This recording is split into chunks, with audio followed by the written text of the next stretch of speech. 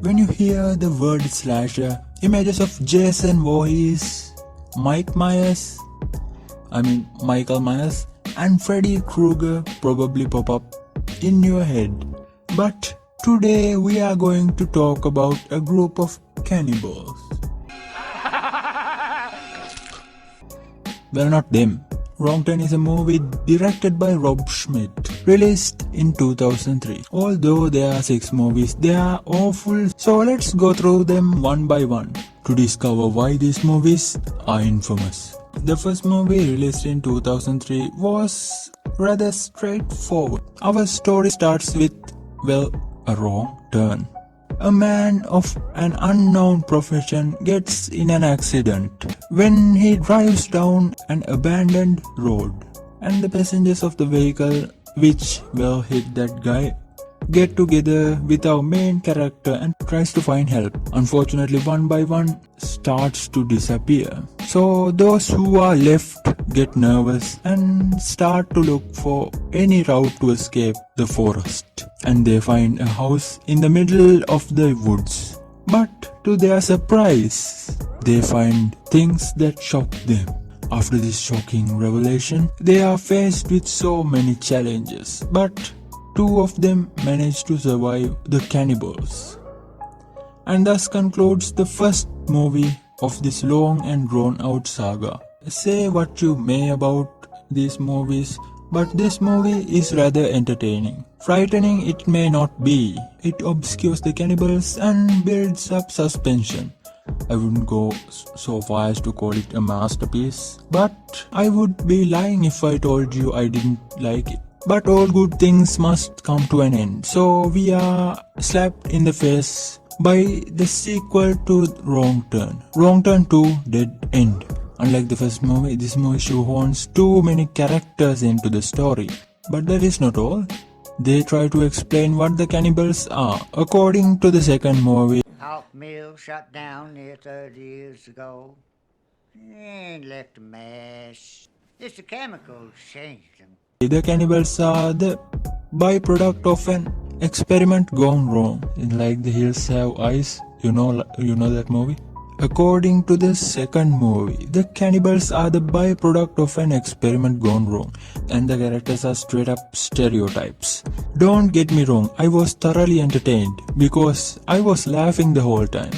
This movie is so goofy and it tries way too hard to be creepy and edgy, and it's extremely funny to just watch it fall face first into the ground. And besides, in this movie, not only are there too many characters, there are also too many cannibals. There is not much of a plot though. There is a reality show, people get killed and eaten, the usual stuff. It's awful, but it's awful enough to be entertaining. So let's focus our attention towards Wrong Turn 3. They Left Me. Wrong Turn 3, Left for Dead. This movie is genuinely better than the previous 2 movies. The story starts off like every slasher ever, but it quickly shifts the perspective from a young woman to a money-hungry police officer. This story starts with the police officer and 2 of his companions driving a prison bus through an unfamiliar road. So, things go wrong when the bus driver is killed with an arrow. And the bus flips over. The surviving police officers are left with no choice but to release the prisoners. And afterwards, the felons take the 2 officers hostage and tries to escape through the forest. This is when they come to find an armored vehicle filled with money. In this story, the people themselves are the biggest threat for their own survival. Entertaining and spine-chilling it may be, but since this is a Wrong Turn movie, there are a lot of goofy scenes. But it doesn't make the story any less interesting. So I'm willing to award this movie an above average rating. And now we arrive at Wrong Turn 4. Bloody Beginnings. Honestly, I don't know how I should feel about this movie. The setting is amazing, but the characters are bland. There are spine-chilling moments, but there are also moments I started to laugh out loud.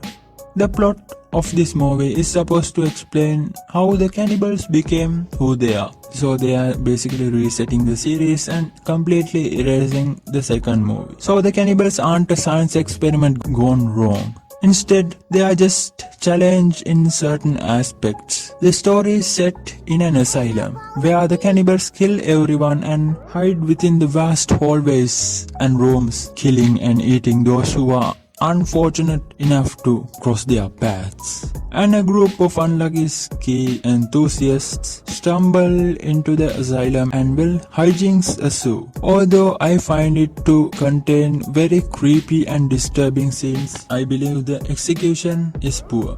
Thus, I am willing to say it is in fact a bad movie. Wrong Turn Bloodlines is probably the worst movie of this series. And normally you might say, oh, you are exaggerating. I kid you not. This movie is so bad and so goddamn exhausting to sit through. I had to take multiple breaks just to get through this movie. As awful as the rest of the movies may be, none of them managed to bore me. Because every movie had a redeeming characteristic. This is disgusting, recycled garbage that is so bad that it transcends the standard of being so bad it's good, and lands in so bad it's just sad. I can't really remember the plot, but I will not rewatch it. Let's move on to the next one, shall we? So let's talk about Wrong Turn 6, The Last Resort. When I finished watching the 5th movie, I thought this is it. The Wrong Turn franchise is now entering the territory of cheap cash grabs. But this movie, The Last Resort, is actually an amazing movie. Well, if you are willing to overlook some corny nonsense, you are going to find this thoroughly entertaining. Wrong Turn 6 takes inspiration from H.P. Lovecraft's Rats in the Walls and creates a spine-chilling movie with a truly terrifying plot. A group of people visit a resort in the middle of nowhere to find out that the resort has a disturbing history of secrets. But the heir to the resort seems eerily drawn to this, and the strange atmosphere it takes place in is haunting. I'm not going to say any more about this movie. You should check it out. And after watching this nonsensical franchise of movies, I asked myself, was it worth it? Now, don't forget to like and subscribe. Despite the varying quality of these movies, I intend to provide quality content. So why don't you join me on my journey to explore the unexplored, to reveal what lies behind the veil of what people perceive as reality.